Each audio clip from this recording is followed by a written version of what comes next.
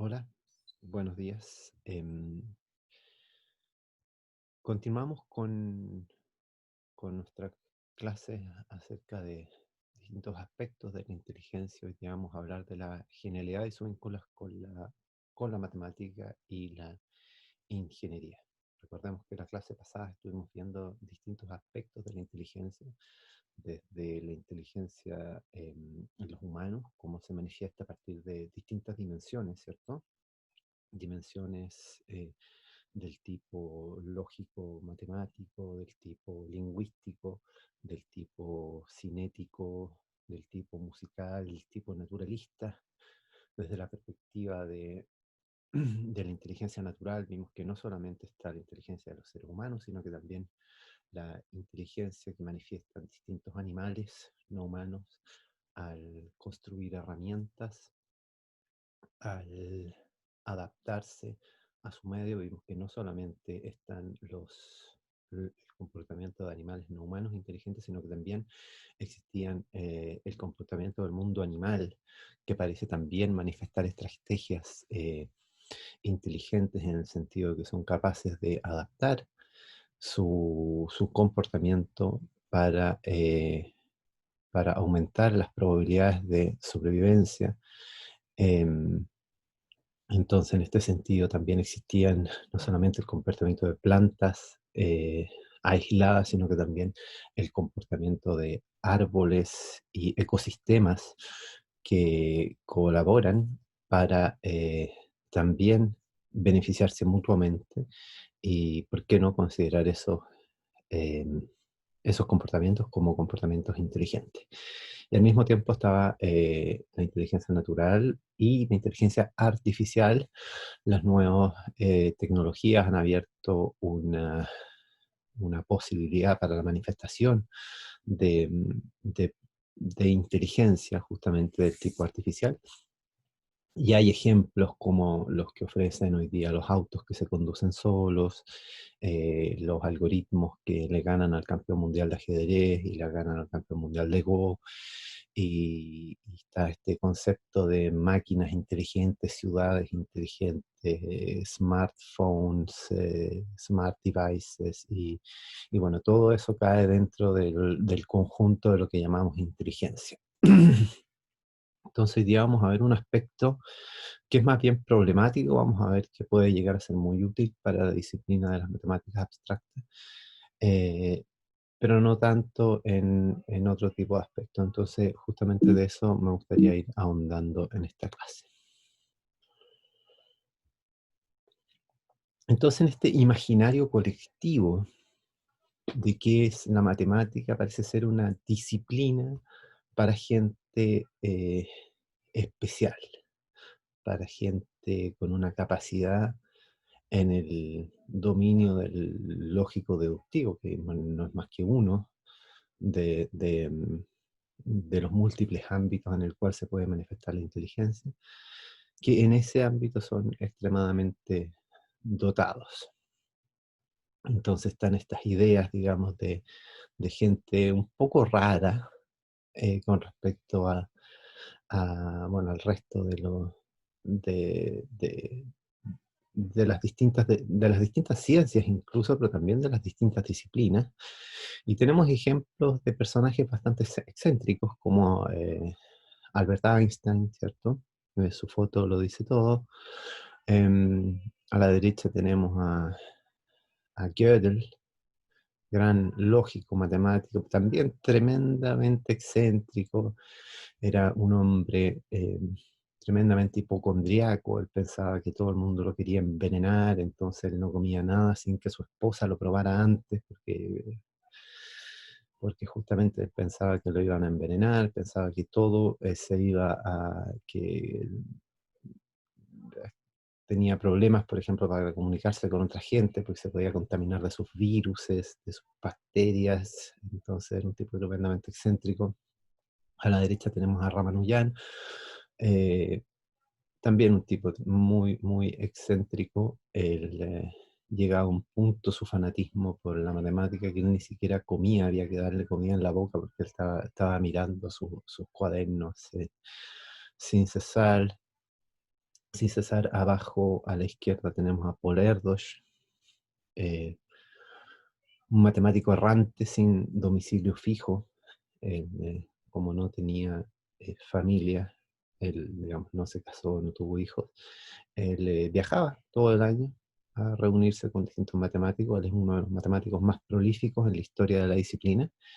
Él viajaba y escribía papers con la gente con la cual se juntaba, entonces la gente estaba muy dichosa de recibirlo justamente por su productividad. En una tarde podía salir un paper entero, cosa que a un matemático le puede tomar un año.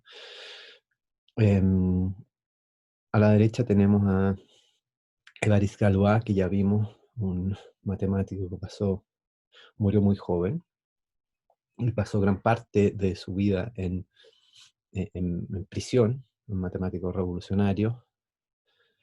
Em, Murió en un duelo también. No es lo que uno espera de la vida de un científico, ¿cierto? Morir en un duelo.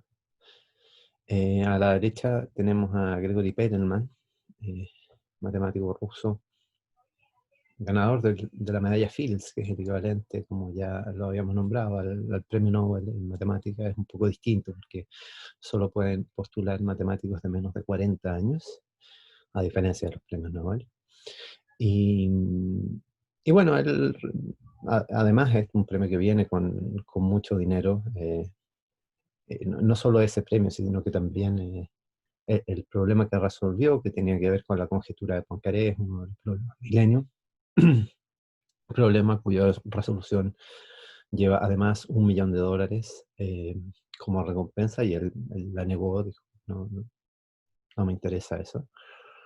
Lo que también lo convierte en un personaje excéntrico. Y aquí solamente les nombré 6 ejemplos, pero la, la historia de esta disciplina nos muestra muchos ejemplos de matemáticos con personalidades bastante excéntricas. Entonces uno se pregunta cómo es posible que gente tan extraña pueda, un comportamiento tan extraño, pueda llegar a tener un desempeño tan alto en alguna disciplina, y en particular una disciplina tan abstracta y tan compleja como es la matemática. No es para tener un resultado del tipo de resultado que obtuvieron estos matemáticos que les estoy nombrando aquí, que les estoy mostrando. No basta una buena idea o haberle achuntado a algo o haber estado con un día de suerte, no.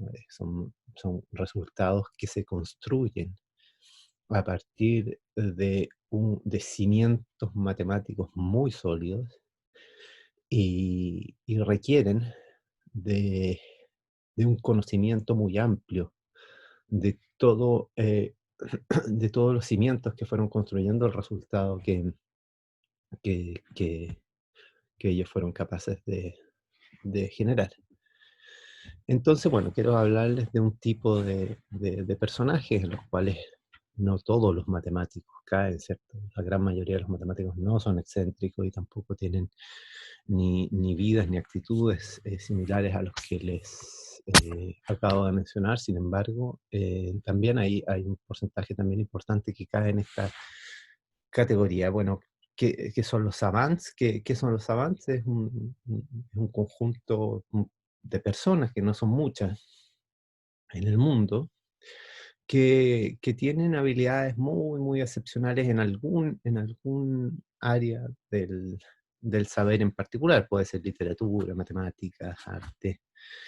Y como les decía, son muy pocos. Y, y la mayoría tiene esta particularidad de ser muy excepcional en un área, pero muy tener al mismo tiempo una conducta bastante antisocial o algún tipo de discapacidad mental, o viene vinculado a una lesión cerebral que lleva retraso en muchos otros aspectos de la vida. Una de las cosas, una de las manifestaciones posibles de este síndrome, ¿cierto? Savant es un ejemplo que es la sinestesia, por ejemplo, que es la sinestesia, es esta capacidad de asociar distintos sentidos, como el de la visión. Aquí hay números, ¿cierto? Uno puede ver números, el 5 y el 2, ¿cierto? Una figura que parecen al 5 y al 2. Em, ¿Qué es lo que puede ver una persona sinestésica? Es esta asociación espontánea entre colores y números. Entonces ellos, en vez de ver esta imagen, cuando ven esta imagen, lo que ven realmente es esto. Entonces, esto, claro, esto con los instrumentos experimentales de la neurociencia hoy en día, los científicos han sido capaces de identificar del por qué ciertos grandes artistas, como por ejemplo Vasily Kandinsky, grandes músicos, tienen esta capacidad de asociar números con colores. Bueno, ¿cómo se da esto? Bueno, justamente con estos instrumentos experimentales, los científicos se han dado cuenta que hay un área del cerebro que, que procesa los números y otra área del cerebro que procesa los colores. Lo que sucede es que la mayoría de las personas que no son sinestéticas, digamos, em, tienen un vínculo indirecto entre entre estas dos áreas del cerebro. Esta gente con sinestesia tiene un acceso directo, entonces para ellos es imposible concebir un número sin su respectivo color. Y no solamente con su respectivo color, sino que también a veces asocian olores, notas musicales, sonidos, lo que puede llegar a ser muy beneficioso a la hora de hacer un sentido más amplio de, por ejemplo, los números los dígitos del número pi. Eso lo vamos a estar viendo un poco más adelante. Entonces, todas estas personas que tienen esta capacidad tienen algo en común, ¿cierto? Y una de las formas en las cuales se mide inteligencia es con el coeficiente intelectual, el conocido CI o el IQ, como se dice en inglés. Y bueno, todas estas personas con capacidades muy, muy especiales en un área tienen un coeficiente intelectual, un CI muy bajo a la media. Y esto llama la atención, ¿cierto? Uno diría, bueno, las personas que son capaces de ganar premios importantes, mucho dinero, uno esperaría que uno los asocie a un coeficiente intelectual muy alto. Y al menos en la disciplina de las matemáticas, las artes, esto no necesariamente es el caso, y muchos de estos considerados genios en algunas áreas tienen un coeficiente intelectual muy bajo. Algunos ejemplos. Kim Peek es uno de los ejemplos. Bueno, este personaje que están viendo acá es capaz de leer ambas páginas de un libro abierto a la vez. O sea, él abre un libro y está leyendo las dos a la vez y muy rápido, y su cerebro hace sentido de lo que está leyendo. Y no solo eso, sino que también lo está aprendiendo de memoria. Ustedes le preguntan 10 días después qué decía la página 347 y la 348, se los va a repetir de A a Z. Este tipo también es capaz de proporcionar direcciones de conducción instantánea entre dos ciudades distintas del mundo antes que Google Maps. Como tiene memoria perfecta, él es capaz también de memorizarse rutas. Pues, se puede leer rutas de Irak y ustedes le preguntan cómo me puedo ir de Abdul al-Yemal hasta, qué sé yo, otra dirección. Me va a decir, mira, toma la primera a la izquierda, después sube por la ruta no sé cuánto, dobla a la derecha y vas a llegar. Impresionante. Es también capaz de hacer cálculos rápidos, como por ejemplo averiguar en qué día de la semana está de cumpleaños cualquier persona. Usted le dice, yo nací el 6 de abril de 1947. Ah, naciste un día más. Con cálculos con una cierta complejidad, porque ¿cierto? Están los años bisiestos, no es solamente llegar y dividir por 365, no, hay que tomar en cuenta esa particularidad y bueno, no es sencillo, digamos. Eh, es capaz de recitar cualquier obra de Shakespeare completa sin errores, libros de 800 páginas, como les decía, sin ni un error. Y bueno, su capacidad de memoria también le permite contar cartas en el casino, ¿cierto? Eh, bueno, ustedes que van a ser matemáticos tienen que saber que existe esta técnica en los casinos cuando ya han aparecido, y es lo que lleva, por ejemplo, a los casinos hoy día a cambiar los mazos de cartas, porque se han aparecido muchas cartas de menores que el, qué sé yo, que el 8. Uno puede decir, en verdad han salido tantas cartas debajo del 8 que quizás se están agotando. Entonces lo más probable es que en la próxima tirada al azar salgan números mayores que 8. Y bueno, esa es tiene una cierta complejidad, justamente porque bueno, hay que tener mucha memoria, hay que tener mucha capacidad de cómputo. Y, y bueno, puede llegar a tener ciertas ventajas. Entonces, este es el señor Kimpik. Bueno, Daniel Tammet es este personaje que, que ven acá.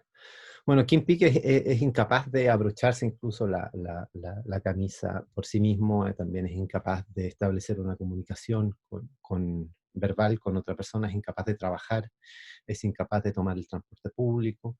Es un personaje que, si bien tiene todas estas facultades mentales y estas capacidades extraordinarias, es imposible llevar esa inteligencia hacia un fin más útil eh, para, mm, para, para desarrollar tareas más complejas, digamos. Daniel Tammet es un poco una historia bien similar. Daniel Tammet tiene la capacidad justamente de sinestesia y por lo mismo fue capaz de recitar el número pi, como sabemos, número irracional, con extensión decimal infinita, sin ni un patrón evidente entre la secuencia de números, porque yo puedo decir, en vez de 22.514 números, yo puedo recitar el 3,3 periódico, digamos, con nada, muchos más dígitos que él, digamos. Pero es muy sencillo, porque es una repetición constante. O puedo decir un número con una cierta periodicidad, y es muy sencillo. Pero el pi es un poco, es distinto, porque el pi no tiene un patrón evidente. Eh, pero justamente él pudo, leyendo solo una vez o varias veces esta secuencia de números, él le hacía sentido desde la musicalidad, desde el colorido, desde los distintos sentidos. Y bueno, eso sin duda que te da una ventaja a la hora de poder recordar los distintos números de pi en particular. Podría haber sido otro número. Él también hizo el siguiente test. Él viajó a Islandia eh, y en una semana aprendió el idioma. ¿Por qué Islandia? Bueno, porque Islandia es uno de los lenguajes más complejos de, de la humanidad. ¿Cómo uno mide complejidad? Uno puede medir complejidad en el sentido de cuánto se parece ese idioma a otros idiomas. Por ejemplo, a la gente que habla español le va a costar mucho menos aprender el portugués, aprender el italiano, que aprender el chino, ¿cierto? En ese sentido, uno puede decir que el idioma portugués no es tan distinto al nuestro y además tiene una complejidad más baja producto de que tiene muchos otros lenguajes que se le parecen. Ahora, el islandés, fíjense dónde está Islandia, está un poco entre Norteamérica y Europa, país muy, muy isolado, su idioma no se parece al inglés, no se parece a ningún otro idioma. Entonces es muy difícil que una persona que hable cualquier idioma vaya a aprender el islandés, justamente. Entonces, bueno, él fue allá y en una semana ya estaba hablando fluidamente. Nuevamente nos habla de su capacidad extraordinaria de procesar información en su cerebro. Pero nuevamente, Daniel Tammet es una persona con muchos problemas mentales, muchos problemas también de comunicarse con otras personas, de establecer comunicación, eh, vínculos, y claro, dicho de otra forma, es muy difícil que él encuentre un trabajo, digamos, estándar, justamente por todos los problemas que acarrea. Stephen Wilshire, él tiene una capacidad también muy espectacular, muy llamativa. Él puede sobrevolar una ciudad solo una vez por helicóptero y es capaz de reproducir con el máximo detalle todo lo que él vio. Se ha medido en estas imágenes que él es capaz de recordar y reproducir con mucha precisión las proporciones, por ejemplo, con el cual él representa la cantidad de pisos que tienen los edificios, la cantidad de autos que habían cuando él pasó, la cantidad de sillas que tiene esa rueda que ustedes ven ahí, la cantidad de pilares que tienen los puentes, la cantidad de barcos, los tipos de techos, qué tipo de estructura. Es realmente impresionante lo que este tipo es capaz de hacer y nuevamente muchísimos eh, eh, problemas de tipo mental vinculados a esta capacidad extraordinaria de hacer una cosa muy bien. Eh, entonces, bueno, y esto no solamente se da en el mundo de la memorización de número pi, que parece ser una capacidad, digamos, menos abstracta, menos compleja que hacer un teorema o resolver un problema abierto matemática de varios cientos de años. Aprender un idioma también tiene un tipo de, una tremenda complejidad, pero tiene un tipo de complejidad muy distinta al de hacer matemática nueva. Leer y recordar poemas o libros de Shakespeare también tiene una capacidad que es muy distinta al de hacer matemáticas.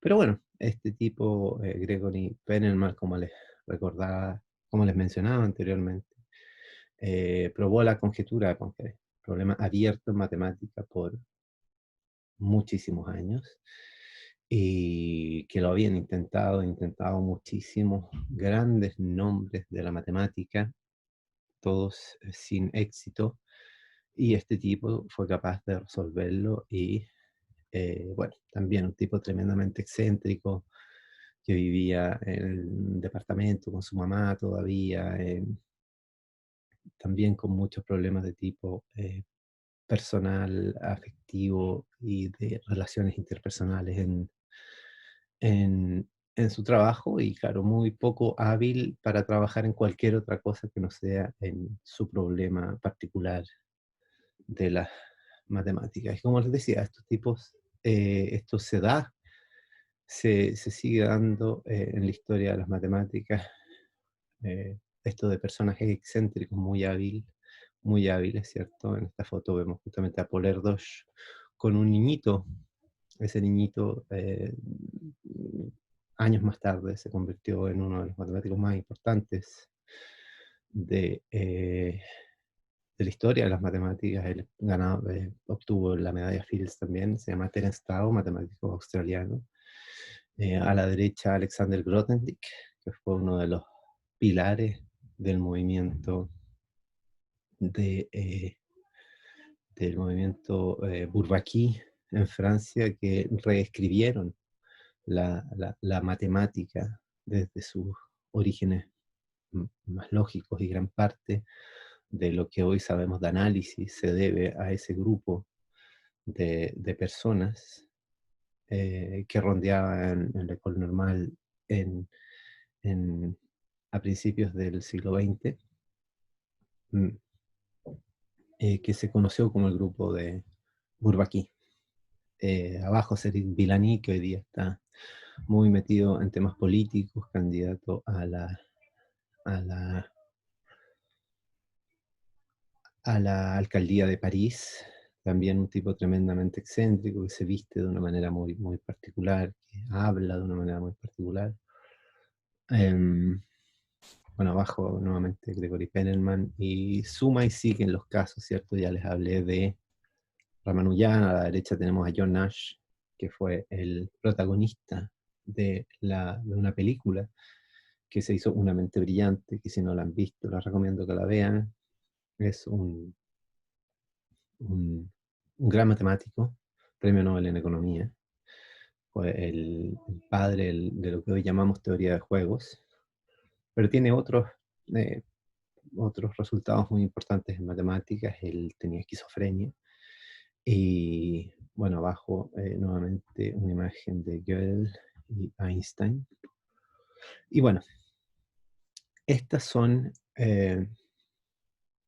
formas en las cuales se puede manifestar un éxito en una carrera matemática, sin duda.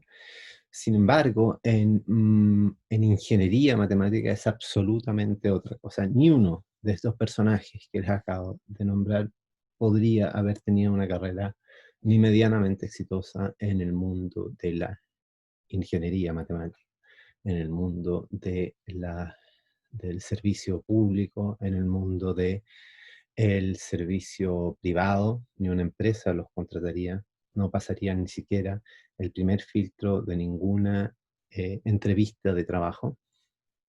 Y es porque la ingeniería se trata de otra cosa. Detrás de los grandes resultados en ingeniería no hay nombres específicos, sino más bien hay equipos. Hoy día hablamos de Google como una gran compañía que es capaz de hacer ingeniería de primer tipo, ¿cierto? Bueno, con sus pros y sus contras, evidentemente. Ya hablamos de la vigilancia, ya hablamos de aspectos reñidos con lo que uno podría considerar la privacidad y otras cosas, pero sin embargo su capacidad técnica ingenieril es indiscutible. Eh, Detrás de los grandes robots que se han construido en los últimos años, es un tremendo esfuerzo, un tremendo desarrollo entre la ingeniería electrónica, ingeniería eléctrica, ingeniería informática, ingeniería mecánica, eh, para construir estos robots. Son tremendos logros de la ingeniería interdisciplinaria. Y nuevamente, aquí no hay ni un tipo que fue el genio, sino que es un equipo, un esfuerzo colectivo de gente que fue, como decía Newton, construyendo sobre hombros de gigantes, tomando resultados previamente conocidos, eh, compatibilizando distintos lenguajes de programación para hacer que una máquina, que una parte opera en tal lenguaje, otra parte opera en otro lenguaje, que esos dos lenguajes conversen y sean capaces de articularse para generar un organismo complejo, capaz de moverse, capaz de adaptarse al medio, como son estos robots modernos que se ocupan muchas veces para la exploración en minería, que se ocupan para la exploración incluso en planetas como Marte, o para conocer la Luna, eh, entre otras cosas, digamos. Son grandes compañías, como les decía, grandes esfuerzos, o ya sea del mundo privado o del mundo público, que requieren de la colaboración entre muchas personas y justamente las grandes consorcios ingenieriles hoy día no se asocian a ni una persona en particular, más allá que algunas personas del mundo de la ingeniería sean conocidas, como por ejemplo Steve Jobs, que fue el presidente de Apple por mucho tiempo. Claro, era un tipo también que era excéntrico, pero era capaz de convencer y hacer trabajar a muchas otras personas con su sueño, ¿cierto? Es muy distinto a lo que hacían estos matemáticos que les acabo de nombrar, que trabajaban solos, digamos, y que no querían que nadie esté rondándolos. Eh, También es conocido Bill Gates, por ejemplo, pero todos saben que el gran éxito de Microsoft no se le debe exclusivamente a Bill Gates. Bill Gates fue capaz de concebir tal vez las ideas más novedosas en el primer tiempo, pero después hay que construir una compañía de miles de personas, y eso requiere un nuevo tipo de liderazgo, requiere darse cuenta de las propias limitaciones de cada persona justamente para ver cuál es la mejor persona que puede hacer esto, dado que yo no lo voy a poder hacer, eh, dónde me voy a poner yo para poder orientar mejor a esta persona para que haga mejor su trabajo, y a esta persona y esta persona. Y ese es un poco la perspectiva jerárquica muchas veces de lo que es una gerencia de finanzas, una gerencia de personas, justamente de recursos humanos, gerencia de marketing muchas veces, gerencia y hay distintas gerencias, y esto va teniendo subgerencias y en fin, es una forma de organizar cuando uno tiene muchos empleados y tiene muchos desafíos distintos. Entonces, claro, hay cierto tipo de habilidades que son más propias de un tipo de disciplina, ¿cierto? Que es una disciplina más bien académica, que es la matemática, y es donde fueron exitosas estos personajes que les nombré anteriormente. Y hay otro mundo, que es el mundo de la ingeniería, que requiere otro tipo de competencias, y donde estas personas que están acá no hubiesen tenido ningún tipo de éxito aquí, y muchas veces es viceversa. ¿Y por qué se da este fenómeno? Bueno, porque son oficios tremendamente distintos. Uno, como decía, estos eran matemáticos que trabajaban solos en una época también donde la matemática se hacía eh, predominantemente de manera solitaria. O sea, se hacía solo. Yo tuve mi resultado, ese resultado lleva mi nombre, y, y claro, lo obtuve yo de A a Z. En ingeniería se requiere otro tipo de habilidades, y son las habilidades del trabajo en equipo. No solamente hay que saber trabajar con otras personas y que sean capaces de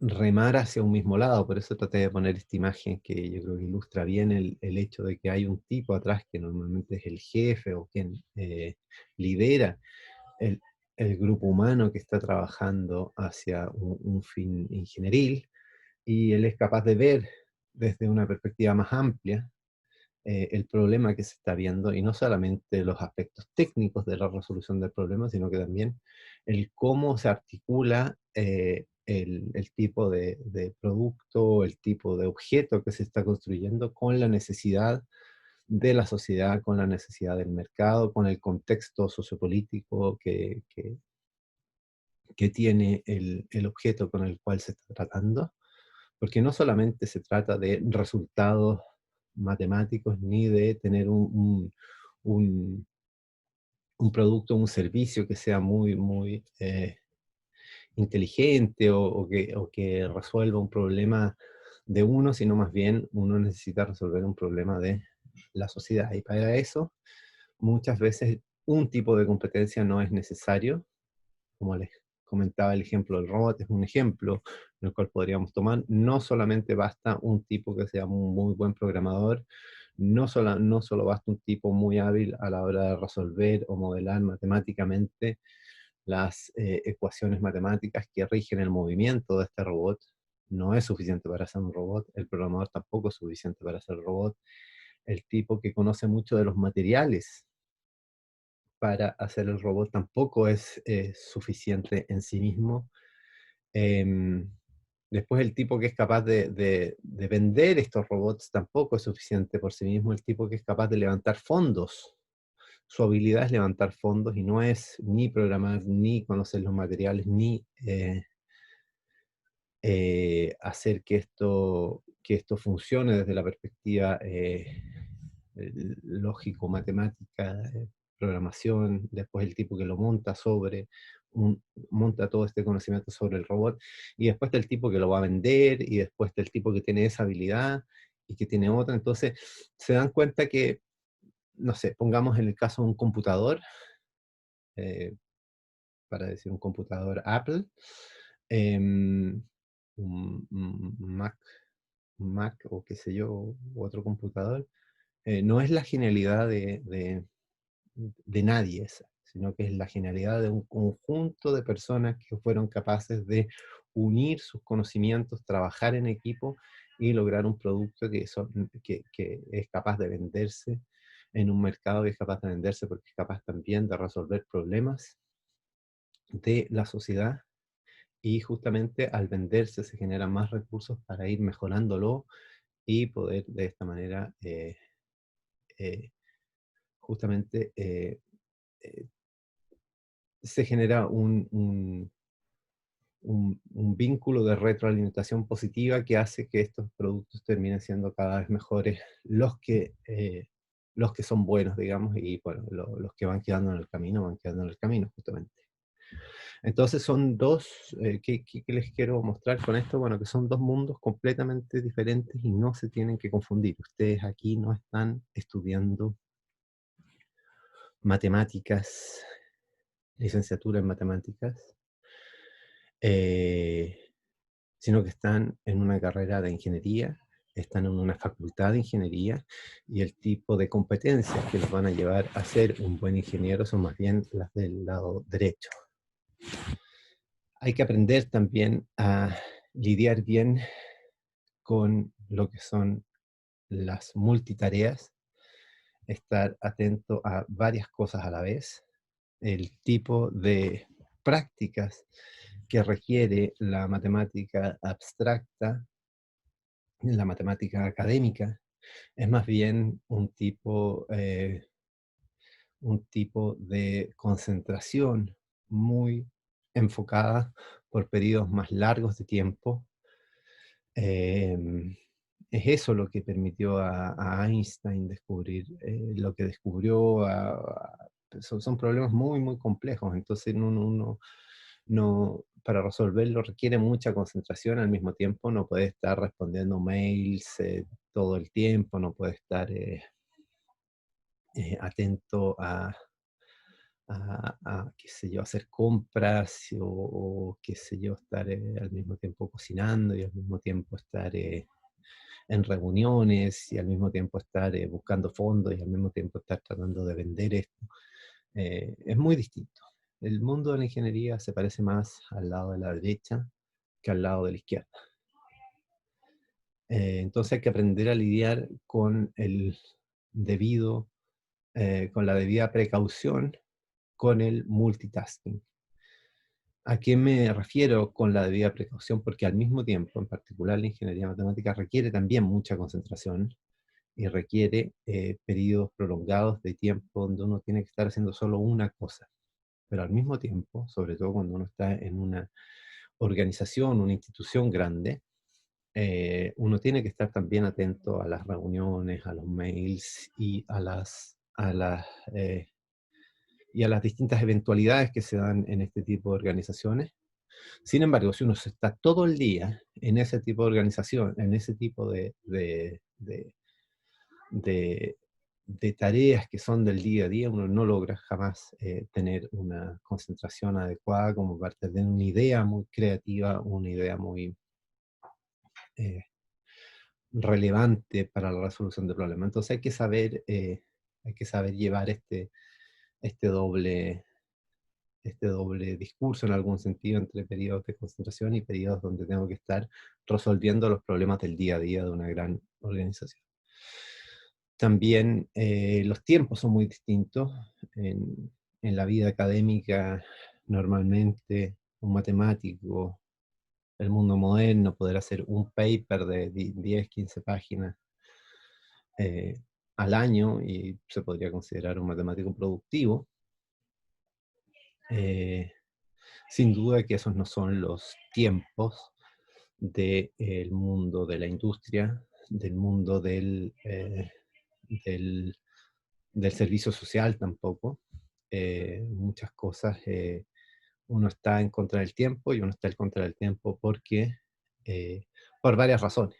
Por ejemplo, uno podría ponerse a pensar en el coronavirus hoy día, y sin duda que es muy interesante ponerse a pensar desde una perspectiva mucho más amplia el coronavirus, pero hoy, eh, si le pusiéramos todas las fichas a los eh, filósofos, por poner algún ejemplo, ellos tienen un tiempo de procesamiento del problema eh, muy, muy amplio. Y hoy día se está muriendo gente, entonces hay que tomar decisiones hoy. Entonces uno no puede ir a preguntarle al filósofo, ¿qué es lo que tengo que hacer hoy? ¿Tengo que confinar o desconfinar? Porque son otros tiempos justamente. Y el tiempo de la ciencia también es muy distinto al tiempo de la industria. Entonces, y al tiempo del servicio, de los servicios de salud, digamos, que tienen que estar tomando decisiones constantemente, día a día, y el mundo de la ingeniería también es así. Uno cuando planea hacer un edificio, uno lo planea, y uno dice, bueno, me voy a demorar tanto, el, el costo estimado va a ser tanto, la cantidad de personas va a ser tanto, pero después empieza la obra y van a pasar mil cosas.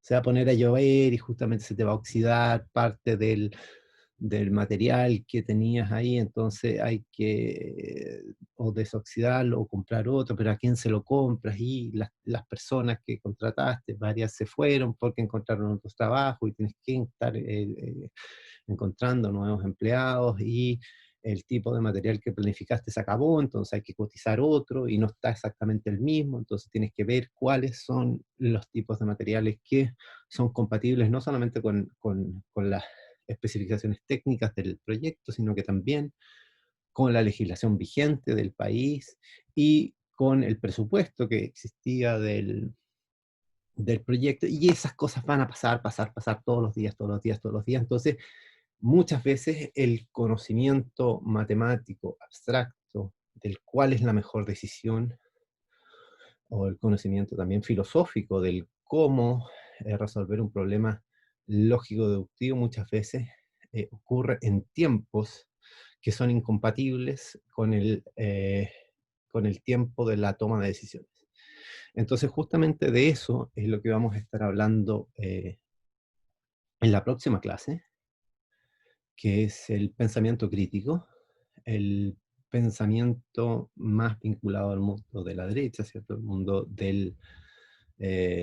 en esta figura, ¿cierto? Del tipo que está corriendo, del tipo multitasking, del tipo del equipo de trabajo, que es más propio al mundo de la ingeniería, en contraposición al pensamiento racional, lógico, deductivo, que tiene otro tipo de, de tiempos y también tiene otro tipo que opera en distintas eh, escalas espaciotemporales y también escalas de abstracción.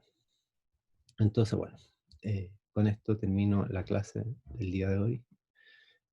Muchas gracias.